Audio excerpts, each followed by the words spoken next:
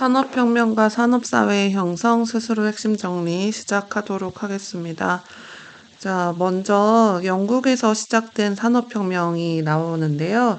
일단은 산업혁명이라는 게 영국에서 왜 나타나게 됐는지에 대한 정리라고 보시면 되겠습니다.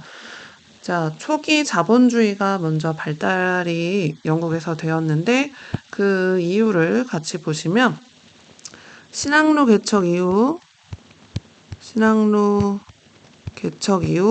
시장이 확대되면서 그 가격혁명이 일어나죠. 가격혁명과 상업혁명이 일어나면서 그 무역의 규모가 커집니다. 그래서 지중해 중심으로 있었던 무역이 유럽에서만 이루어지던 무역이 대서양을 끼고 삼각무역이 이루어지면서 그 규모가 엄청 확대가 되죠. 그 확대되는 그 과정에서 아메리카로부터 은이 유입이 되면서 가격혁명이 일어나고 무역 확대돼서 상업혁명이 일어나고 그러면서 이런 과정을 통해서 자본을 축적한 상인들이 중세의 길드의 제약을 피해서 농촌으로 진출을 하게 됩니다. 그러면서 그 과정에서 우리 선대제와 매뉴팩처, 공장제 수공업이라고 합니다. 그래서 매뉴팩처를 이용해서 성장을 하게 되는데요. 이 선대제를 먼저 얘기를 해보면 먼저 선자에 대금 대자예요. 그러니까 먼저 대금을 준다는 얘기야. 뭐에 대한 대금을 주냐? 상인이 농민에게 원료와 필요한 시설을 공급해서 생산하는 제도라고 돼 있잖아요. 그래서 여기 농민이라는 거는 간의 수공업을 담당하던 농민을 말합니다. 간의 수공업을 하던 농민들. 그래서 이 농촌으로 진출해서 이들이 이제 간의 수공업을 하던 농민들에게 물건, 수공업품을 만들 원료하고 시설을 공급하는 그런 제도를 선대제라고 합니다. 그래서 이런 선대제가 도입이 되고, 그리고 매뉴팩처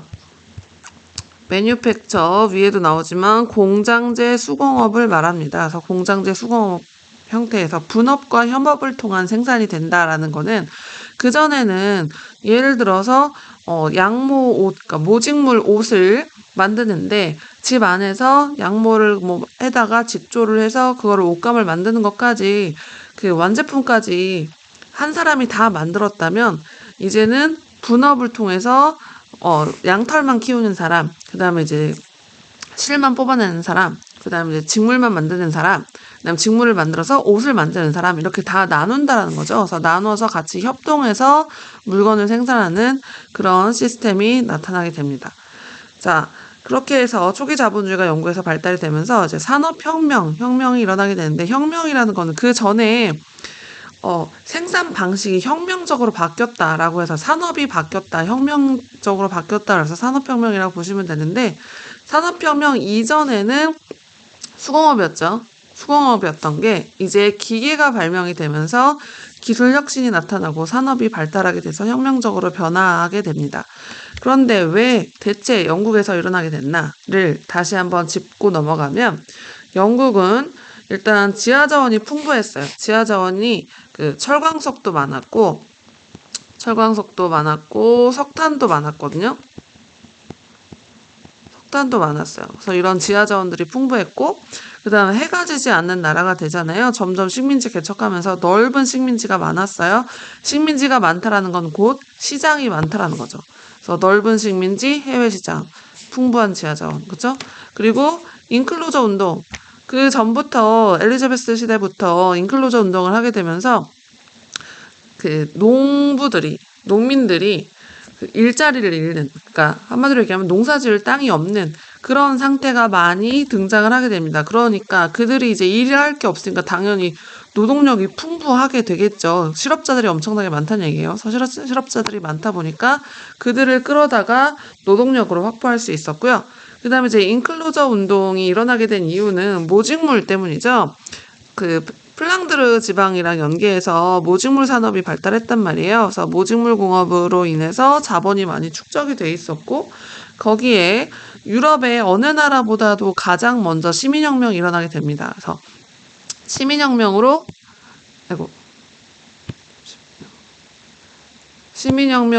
정치적인 안정, 자본이 축적돼 있었고 시민혁명으로 정치적 안정 이런 게 확보되어 있다 보니까 영국에서 제일 먼저 산업혁명이 일어나게 되는 거죠.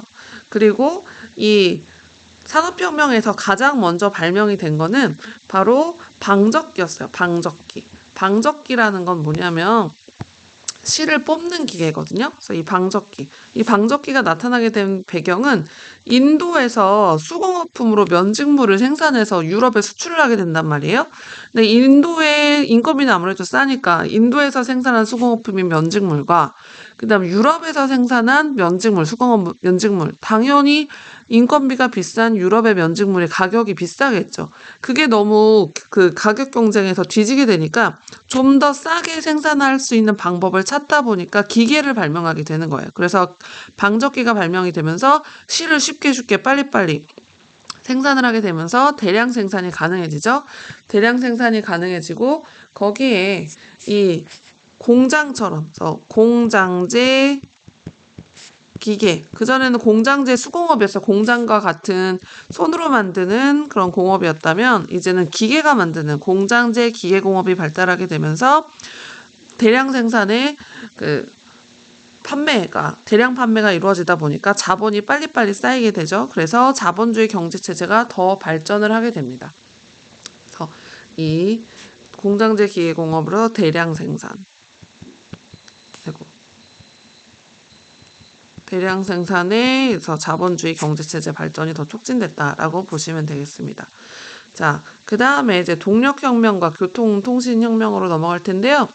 이 기계를 사람의 손으로 하는 게 아니라 새로운 동력, 그러니까 그 움직이는 힘을 새로 발명을 하기 시작하죠. 그 방법으로 어떤 거를 발견을 했냐면 제임스 와트가 증기기관이라는 걸 개량을 합니다. 증기기관. 그래서 물을 끓여서 물이 이제 수증기가 되면 열 에너지가 발생을 하잖아요. 그 에너지를 동력으로 삼는 거죠. 그래서 증기기관을 개량을 하게 되고요. 이 증기기관이 기계를 움직이는 것뿐만 아니라 교통에서도 이제 혁명을 일으키게 되죠. 그래서 증기기관차, 증기선 발달하게 되고 이 기관차가 있으니까 당연히 철도가 건설이 돼야 되고 증기선이 발달하다 보니까 당연히 운하는 여러분 중국에서도 얘기를 들었겠지만 물길이 아닌 곳을 물길로 만드는 걸 운하라고 이해하시면 됩니다. 그래서 배가 잘 다닐 수 있는 운하 같은 것들이 건설이 되죠. 자, 교통이 혁명이 일어났는데 통신도 역시 혁명이 일어납니다. 모스부호의 모스 들어보셨죠? 그래서 모스가 이제 유선 전신을 발명을 해냈고요. 그다음에 우리가 소리를 벨이라고 하잖아요. 그 벨이라고 하는 이유는 벨이라는 사람이 전화를 발명했기 때문에 벨이라는 사람의 이름을 딴 거고요. 그다음 마르코니라는 사람이 무선 전신도 발명을 합니다.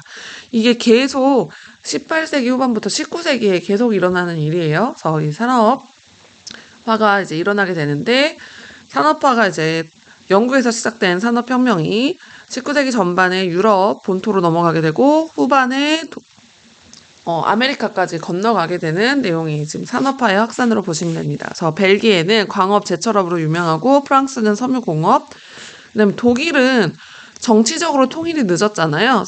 그래서 산업화 자체도 민간 기업이 하는 게 아니라 정부 주도로 이루어지게 됩니다. 독일 통일이 늦어서 정부 주도로 중화공업을 육성을 하게 되고 미국도 유럽보다 상대적으로 늦게 된 게 남북전쟁을 겪고 나서 그 후에 이제 발달이 이루어지다 보니까 19세기 후반에 중화공업을 육성하면서 19세기 후반에 산업화가 확산이 되게 됩니다. 이렇게 유럽의 산업사회가 이제 형성이 되게 되면서 여러 가지 사회 문제가 발생을 하게 되는데 먼저 기계공업이 등장하게 되면서 공장들이 주로 생기는 곳에 거기에 도시가 이제 형성이 되게 돼요. 그러면서 이제 도시의 인구가 증가를 하게 되거든요. 일자리가 많다 보니까.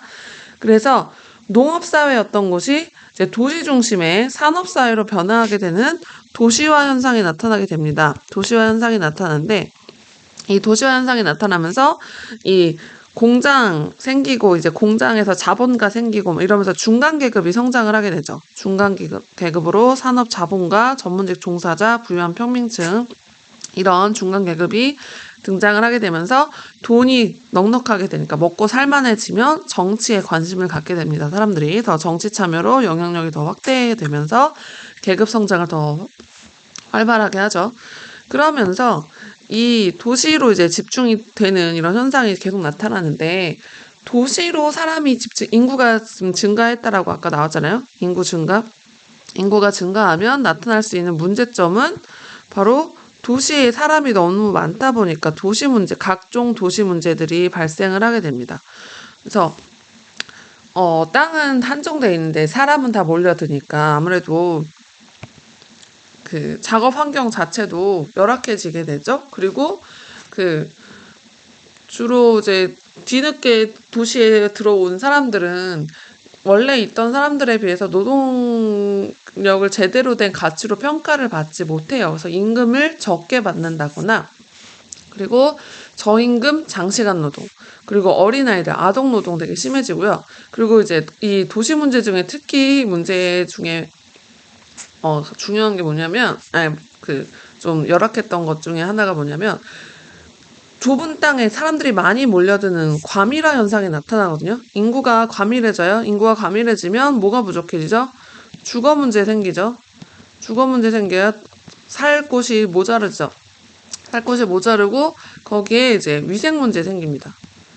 지금 여기 위생 편의시설 부족이라고 돼 있죠. 그래서 그 사람은 많은데 쓰는 사람들은 많은데 시설은 정해져 있다 보니까 이 환경 열악해지고, 그래서 결국에 이게 이제 환경 문제로까지도 연결이 되거든요. 런던 스모그 막 이런 게 현상 나타나는 게 환경 오염 문제, 아니면은 주거 환경 문제 막 이런 것들로 이제 연결이 되는 도시 문제가 발생을 하게 돼서 이 산업 사회에 대한 회의적인 시각이 나타나기 시작을 해요. 그게 지금 5번의 노동운동과 사회주의의 등장으로 넘어가서 이해하시면 되는데, 이 우리가 살기 어렵고 이런 각종 문제들이 발생하는 게 다 기계 때문이다라는 시각이 등장하기 시작합니다.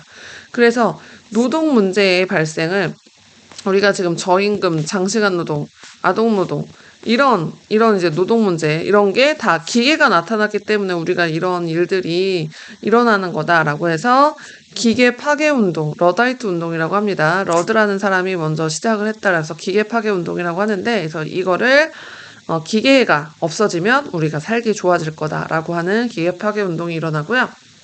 그 다음에 노동자들이 너무나 그 안 좋은 노동 환경에서 살고 있으니까 이거를 해결하기 위한 노동조합을 결성을 합니다.